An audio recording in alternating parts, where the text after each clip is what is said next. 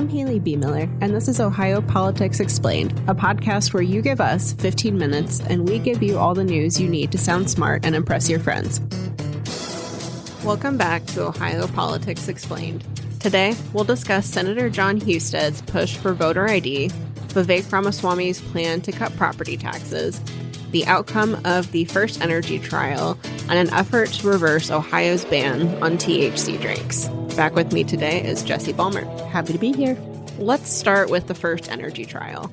As a reminder, two former executives, Chuck Jones and Michael Dowling, were accused of bribing a public utility official. This is part of the House Bill 6 scandal that sent two Ohio Republicans to prison. But the jury in this case couldn't reach a verdict. What do we know about their deliberations? Yeah, so just tremendous reporting from our colleagues in Akron about this.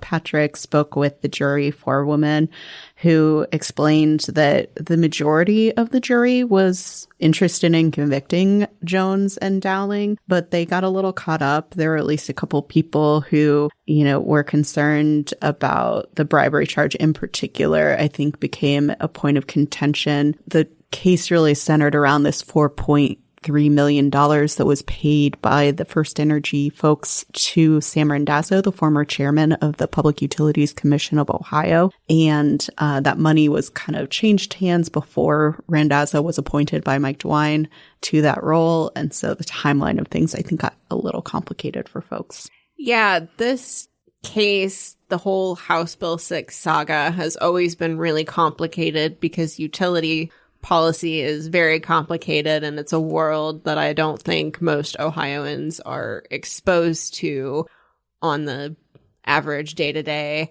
I think another wrinkle in this case was the fact that Randazzo is dead. He died by suicide a couple years ago, and so the defense was able to kind of scapegoat him, and, there were a lot of questions about his part in this that could not be answered. Completely. And I think when you contrast this with a federal case that was brought against the former House Speaker Larry Householder and others, that they had a couple of co-defendants take the stand. So you had like a lobbyist and a political consultant who were in the room able to explain, like, here was our thought process behind this particular pay-to-play scheme. Versus this, you really have a lot of documents and, just a little bit less easy to flesh out. I thought one of the quotes that from the forewoman was interesting. Some of the jurors felt like they were taking Calculus 200 without taking the basic course. And yeah. That seems right. What happens from here? So Ohio Attorney General Dave Yost has said that he wants to retry this case. Defense attorneys obviously feel like this should be acquitted, that the state was not able to make their case. So the judge is looking at dates to reschedule this. This was a pretty lengthy trial. It was about 6 weeks. And so not a small use of taxpayer resources to retry these two individuals again. Another thing that's interesting is there were also federal charges brought against Jones and Dowling, which have not gone to trial yet. I don't think a trial date has even been set yet. So it will be interesting to see how those two kind of different tracks impact one another. Yeah, I wonder if the federal prosecutors are looking at this now and, maybe not wondering if they have a case necessarily, but maybe wondering if there's value in taking it to trial when their last trial out of this for, former House Speaker Larry Householder and former Ohio GOP Chair Matt Borges, that was not a short ordeal either. Yeah, I think it'll be really interesting what happens there. It's the federal charges were filed really just days before President Donald Trump took office. And so that was under the past administration, a different U.S. attorney for the Southern District. So we'll see what happens there. Our next topic is voter ID. Senator Jon Husted is championing a national requirement for photo ID at the polls. The policy is part of the Save America Act, which would also require voters to prove citizenship when they register. Ohio already does photo ID for voting, and it's one of the strictest laws in the country. But the SAVE Act is controversial because it would nationalize these policies, and it's interesting that Husted has put himself at the center of this debate. Yeah, in some regards, it makes sense. Husted used to serve as the Ohio Secretary of State, which is a person who oversees the election, doesn't commit diplomacy with Indiana. I think the title is kind of confusing. But so in that role, he overseed Ohio's elections, and your reporting showed Ohio didn't have a voter ID requirement, a photo ID requirement at the time. And in fact, when people proposed this bill, Husted was opposed to it at the time.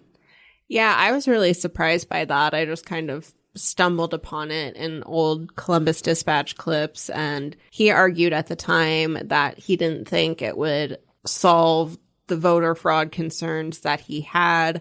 At the time he was Secretary of State, voter fraud was rare as it is now. His office pointed to, about 800 cases or so over the course of his 8 years as Secretary of State, but he just wasn't convinced photo ID was the solution. Now, fast forward to today, he does support Ohio's photo ID law that was enacted in 2023 and has said at the federal level, speaking on the Senate floor, that you need a photo ID to board a plane and do all this other stuff. And so it shouldn't be a big deal to require it to vote. And from there, let's pivot to property taxes. Vivek Ramaswamy, the likely GOP nominee for governor, finally rolled out his plan to cut property taxes. Kind of. We at least know that he doesn't want to eliminate them, which is what he said at the beginning of his campaign.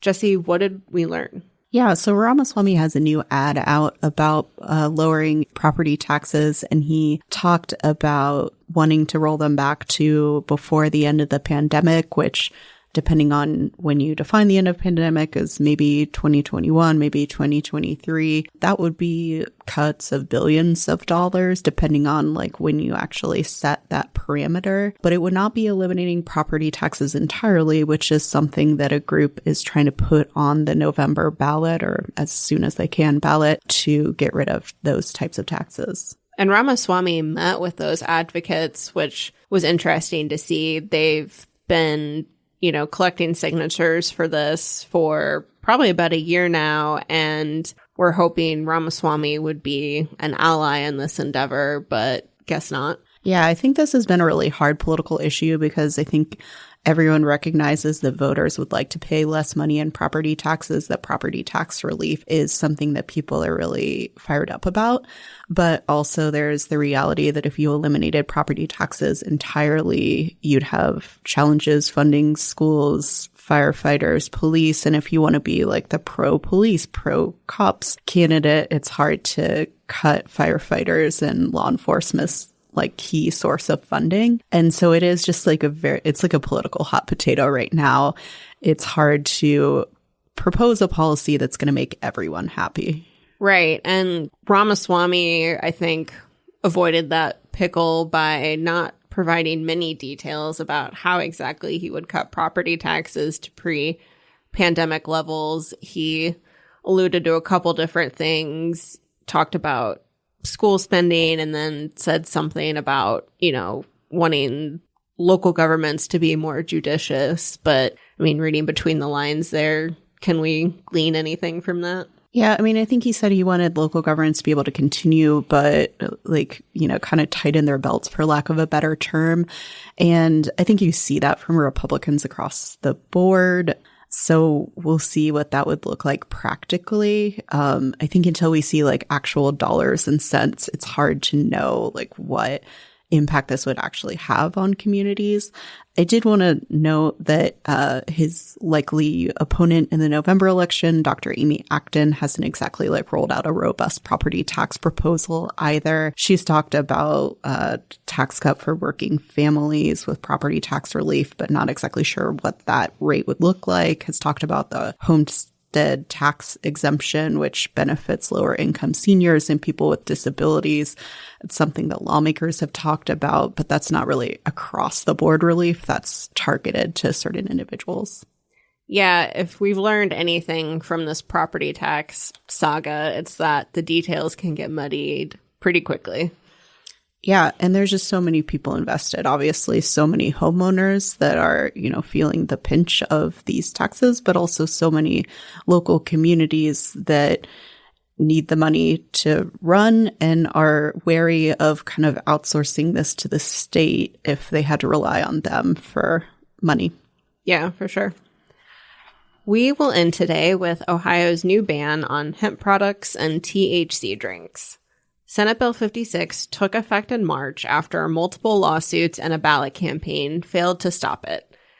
But businesses that sold these products are not done fighting quite yet.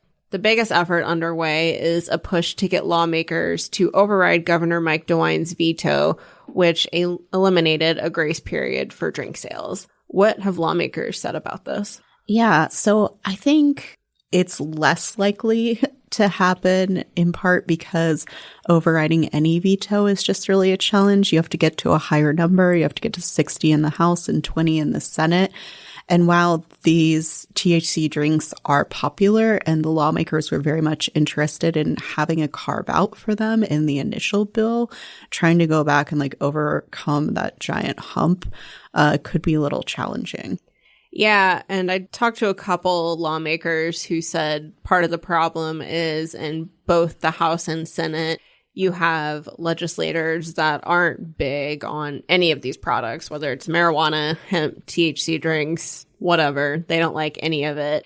They kind of begrudgingly accepted the stuff about the drinks and the bill because they wanted to ban hemp gummies and things like that. But I think when presented with just the override and actively trying to bring these drinks back, you're probably not going to get folks like that on board. Yeah, I think even legislative leaders, I know Matt Huffman is, not pumped that there's marijuana sales in the state in general. And so, spending the time whipping the votes, counting the numbers in order to do something that maybe is not intrinsically in his wheelhouse anyway would be surprising. But I understand the interest from business owners who are, having to cut costs or lay off employees because they no longer are able to sell these products in Ohio.